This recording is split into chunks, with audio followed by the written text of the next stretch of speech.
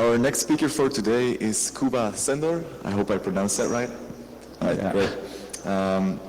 He's known for his work at Yelp, and today he'll talk about OS X Collector, which is an intruder-based tool, an incident response tool for OS X. Thank you. Hello. So, yeah, let's start. So, who am I? At the very beginning, I joined the Yelp security team about a year ago in July. Before that, I was working at SAP in South Antipolis in France for about 3.5 years. At Yelp, I'm mostly involved in malware incident response, also working on automating our security processes. And a part of that is, for instance, the OS X Collector project. I was studying at AGH University of Science and Technology in Krakow, and also doing double diploma program with the university in France, Paris Tech, Institut Recom. So maybe for those of you who don't know much about Yelp, Yelp is a crowdsourced review website for local businesses. We also have mobile applications.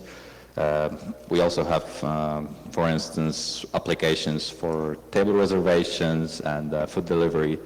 I realize actually just having a time slot just before lunch might be not a good thing to talk about Yelp, because you're probably going to start like Yelping your places where you want to grab something to eat after the talk, but bear with me. I hope I'm going to fit into less than 1 hour. So if you're not hungry enough, like, you should probably manage. So Yelp has around 83 million unique visitors on our mobile application. The same number actually of reviews since the inception of the website 11 years ago. Most of them are coming nowadays from mobile applications, around 68%, and we're in 32 countries right now, which adds up into around like more than 3,000 employees worldwide, and most of them are using Macs. And you might realize that MacBooks were deemed as a quite secure laptops, operating system, Mac OS X. This is not longer the case. I guess they're kind of victims of their own popularity, because nowadays attackers, bad people, are really also trying to find some vulnerabilities and also attack users of this operating system. So for instance, if you download anything like video converter for MacBook, this will usually come bundled with some sort of a malware in it. And for instance, all download.com, which is run by CNET, they used to package malware. So first hint is like, just block download.com. Don't allow your corporate users to go visit this website. And our malware incident response used to look like that. Basically, whenever there was like some antivirus alert, we just used to wipe the machine, don't do much with that. And this was sort of not a very advanced way of dealing with things. I mean, we used to see the same infections all over again, and there was only so much we could do about it, because there was no existing tool that could help us with analyzing the infection. So that make most of our users really, really sad. And at the time, we figured out like, hey, let's do something about that. There are a couple of tools already open sourced doing similar stuff. For instance, OS X Auditor was a similar tool, but we also wanted to add some more stuff about that. So we open sourced OS X Collector, which is malware forensics gathering tool for OS X. It is very easy to run. It's just one Python file. So basically, whenever we found out there is like infected machine on our network, we used to just grab it off the network to stop any further proliferation. Just get the script there. So with USB stick, maybe not very secure manner, but it was already on the network, so we weren't so much scared about that. Grab this file on a machine, run the script, get the output, and then do further analysis. What this Python file is doing is basically collecting all different system diagnostic and, for instance, browser history, and putting it in a very easy way to understand both for machine, so for automated analysis and for humans. So we started doing this with JSON. Let me just see a quick show of hands. How many of you are actually using MacBooks and know a bit about like OS X? Okay. So I'll try to maybe do some also way of connecting it with other operating systems like Windows.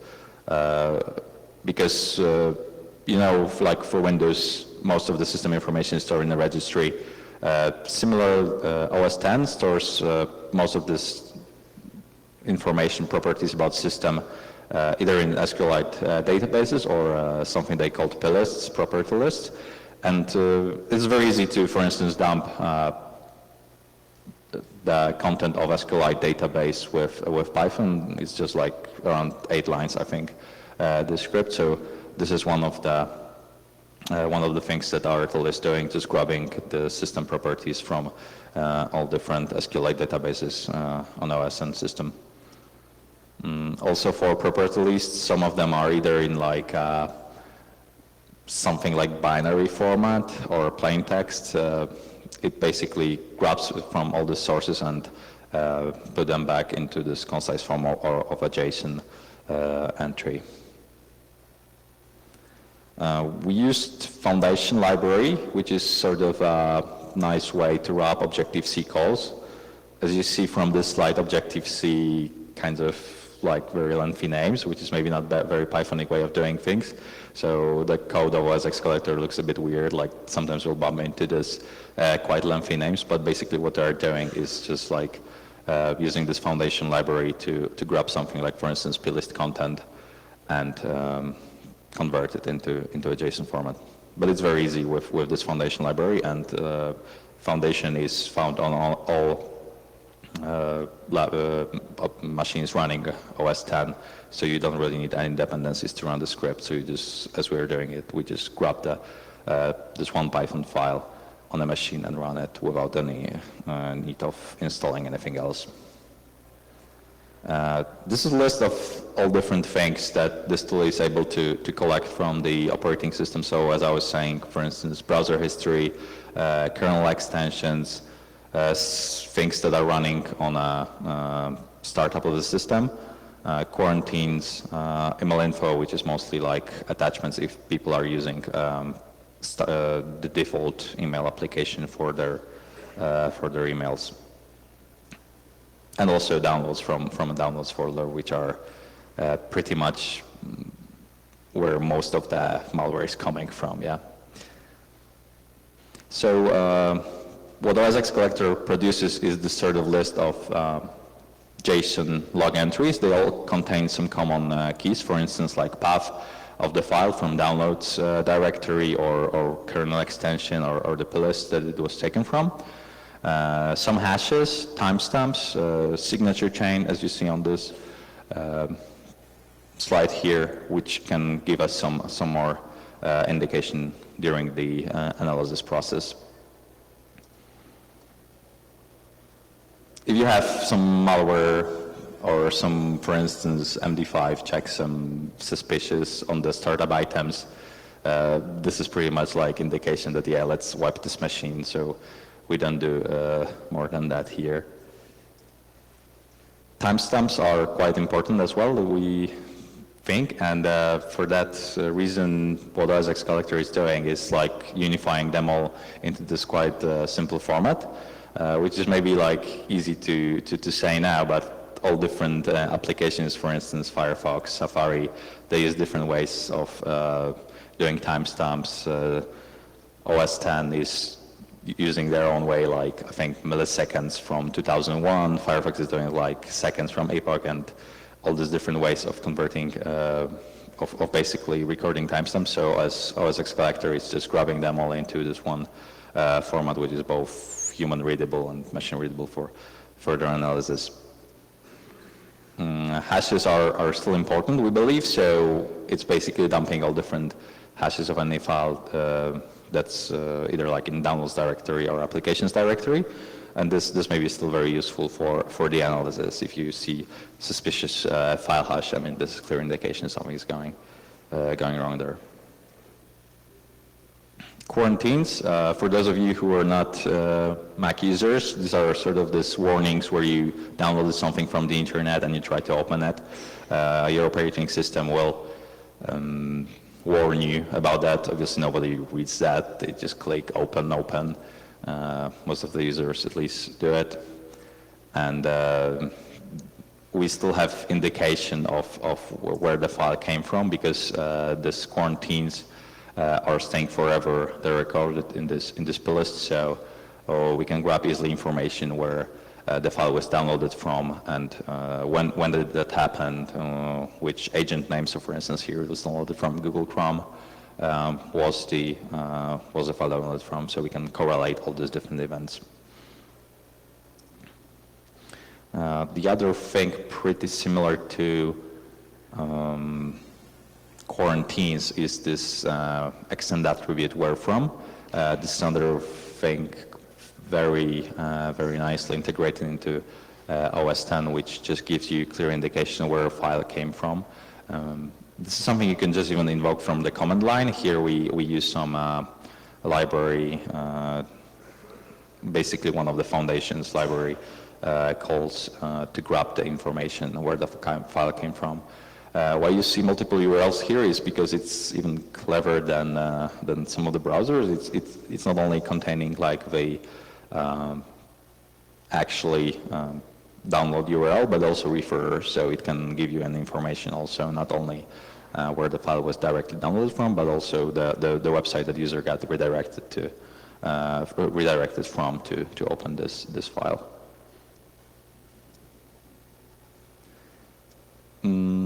Signature chains, this is something that might come useful during the analysis of the infection.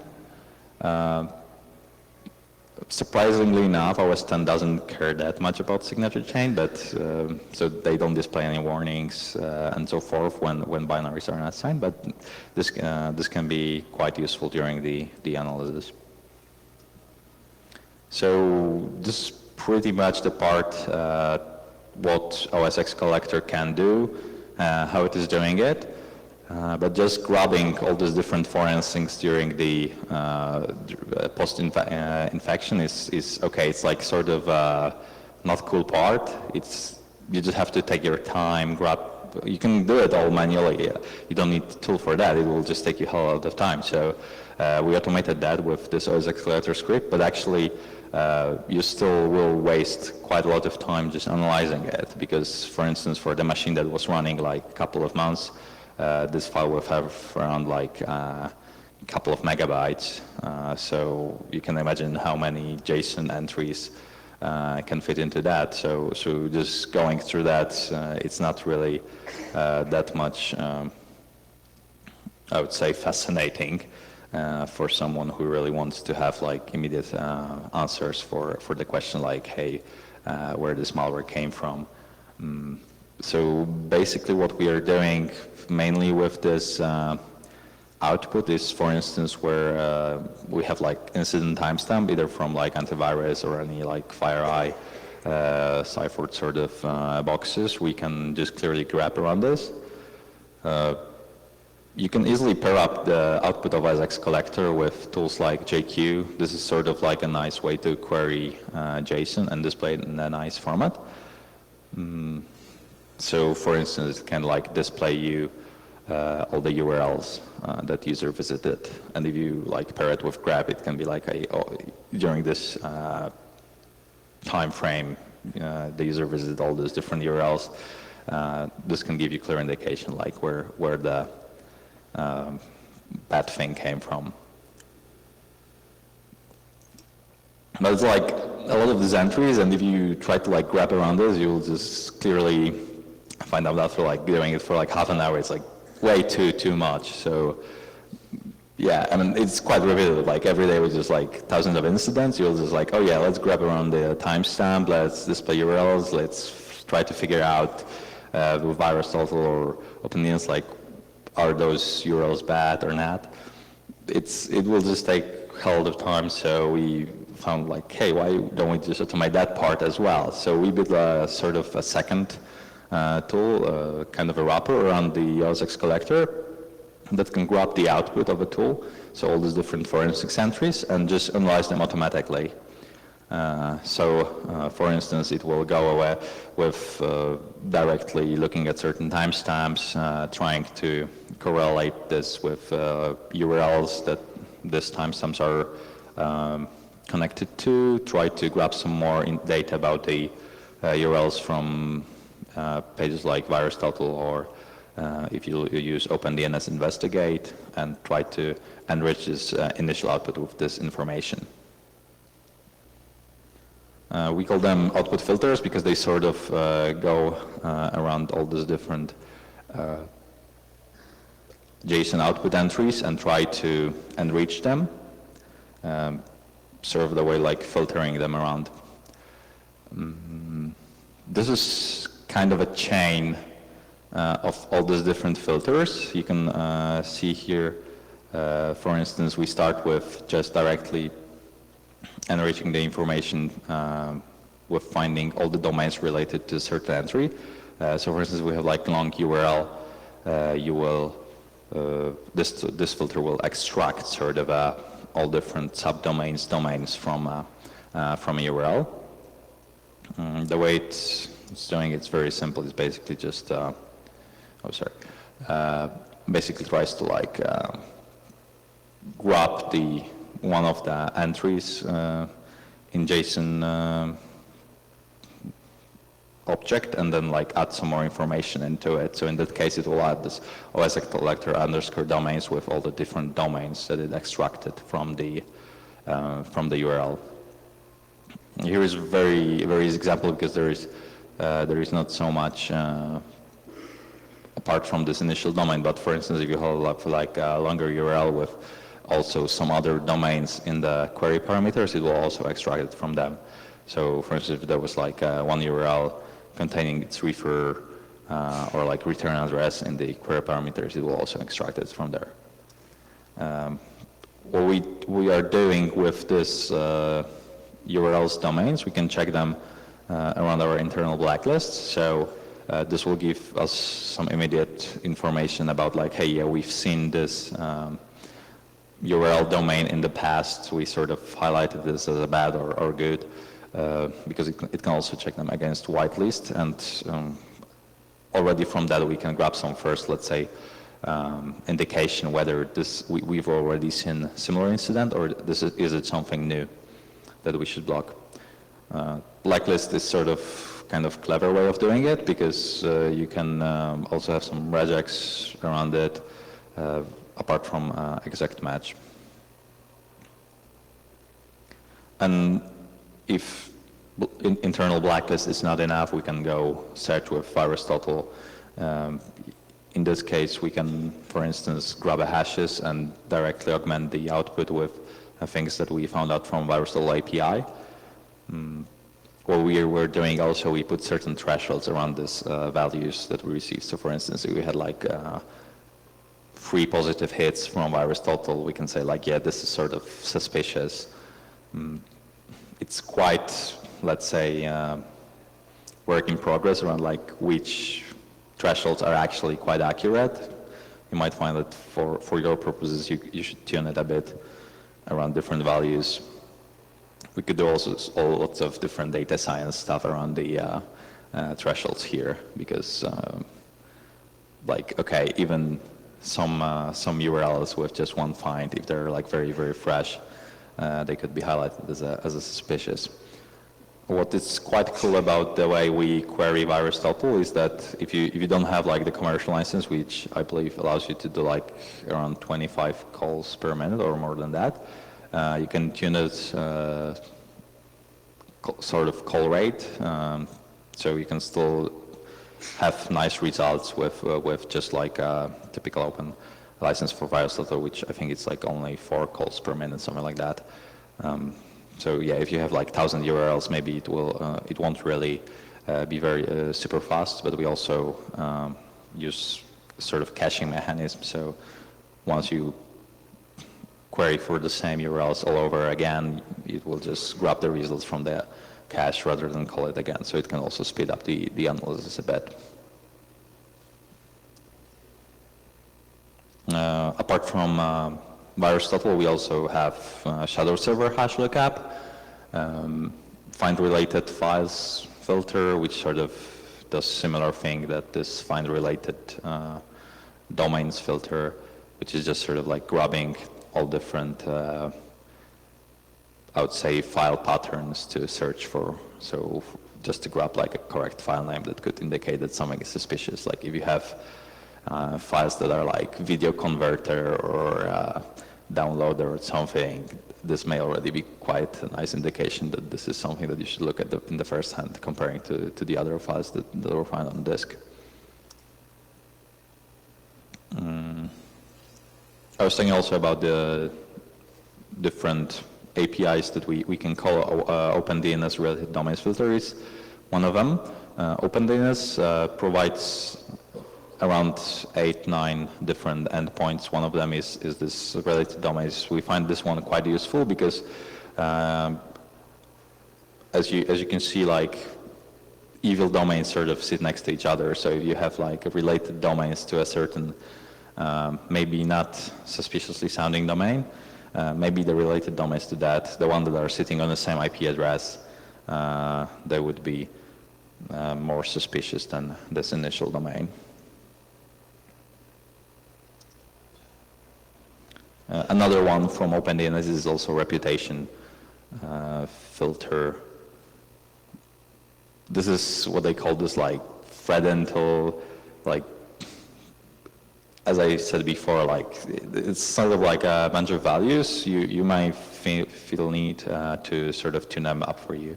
So one of them, for instance, like this domain generational algorithm score. This could sort of indicate whether this domain was automatically generated. In this case, evil.com, I guess it's sounding not so much randomly, but there are like all these different like domains that look like random strings of some numbers and characters that could indicate that this domain was just like created for the sole purpose of storing some sort of malware on it or like redirection for malware source. And what this was, let's say, a very at the very end of running all these filters is this kind of recommendation part, where based on all these different augmented entries in the JSON log, we can suggest certain actions as a end result of the analysis. So you can see here that it found out some suspicious download based on URLs in where from's attributes, some related file names, and can suggest, for instance, yeah, let's go and block this domain. This is sort of like thing you should do. This recommendation steps come sort of all after like running all these filters. You can run them separately. So for instance, if you don't have VirusTotal license and you feel like using this open license is maybe not enough because it's just like it's not very time efficient, you can just like tune it off and just use OpenDNS or this file related domain filter. Or for instance, just your internal whitelists, blacklists, or some other APIs that you would feel like integrating into it. This recommendation step, it can sort of also get influenced by that. So like there is no magic into it, just like looks at this different like suspicious items found from these different APIs or your internal sources and highlights basically the things that you should block. So I wouldn't say this is the only thing that we do. Like it obviously also requires some sort of automation or some sort of manual step after running all this automation part, but it can give you a clear indication of like which parts of the systems were suspicious or not. So yeah, this is sort of, let's say, all this path, and it, as I said, like you can run it either separately or run all this like one analyze filter that do like automagic thing of like querying all the APIs and all different internal sources of information that you feed them into it. What we also done with let's say, as a sort of like side work from this project, especially just like output filters and querying all these different APIs, was the thread-intel API, which we also open sourced. This is basically one of the dependency of this output filters project. So basically, you can now have some sort of like Pythonic way of calling VirusTotal OpenDNS. Actually, OpenDNS already provided quite nice library to call their endpoints. Also Shadow Server. So Shadow Server is sort of like this whitelist approach where they basically, based on the hash, try to tell you whether this is legitimate file or something that they don't have information about.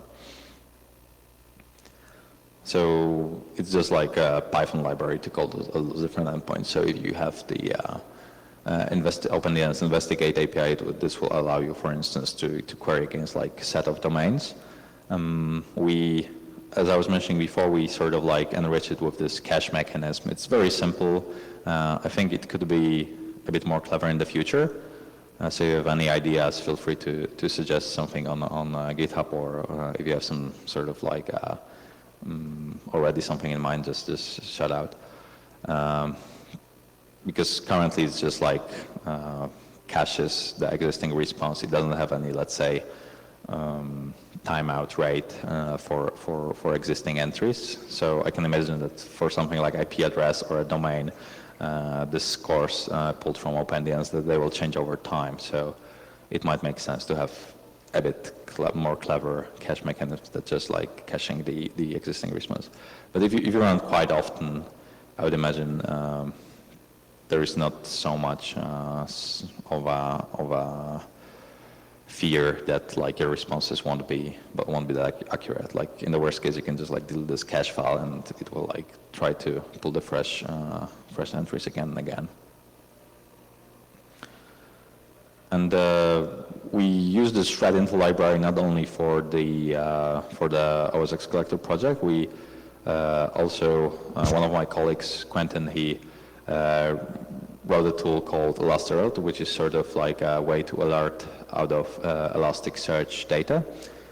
So it's sort of a very nice way of not only doing like simple alert, pulling all this information from Elasticsearch cluster, but also like you can, with just calling this thread-intel library, you can just grab, for instance, like file hashes from the Elasticsearch entries and already call VirusTotal to have in your alert some more information about whether this is something suspicious or not. So we sort of find that like it's very easy to reuse it among different projects we do. If you have something like some incidents that you store in Elasticsearch and then you have some alerts out of that, you can just like, while alerting, you can pull more information like from VirusTotal OpenDNS Shadow Server, put them there with the links, put some more intelligence into it, I would say, like for instance this threshold, apply some sort of way of filtering the alerts that are sort of maybe not that critical, or could be something that requires more manual attention around. So if you're interested in that, go read our engineering blog. Actually, I think it was posted yesterday or 2 days ago. So it should be one of the first articles that on top of the list. And yeah, I think with that, like, yeah, if you have any ideas, any questions, like you can either like grab me here or start some discussion on GitHub. Please send pull requests if you have already something in mind and already want to like code around the project. And yeah, if you have any questions, just we can probably chat around here. Thanks.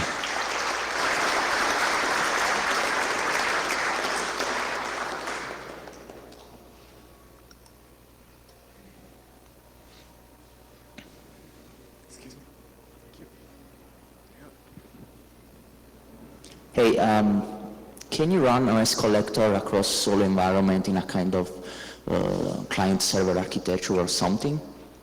So yeah, maybe I forgot to mention at the very beginning, this is something that we sort of run post-incident. So when some bad thing already happened on the machine, I believe for something like more client-server architecture, which requires internet connection, as I said, like we usually take the machine off the network when some incident happened. We do have OS query for more the like reactive information about the system. So I guess there are a couple of workshops here, so you probably have like...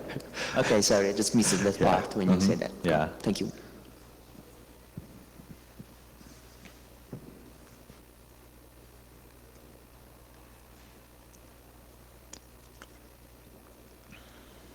Any more questions? All right. No. All right, thank you, Kuda. Thanks.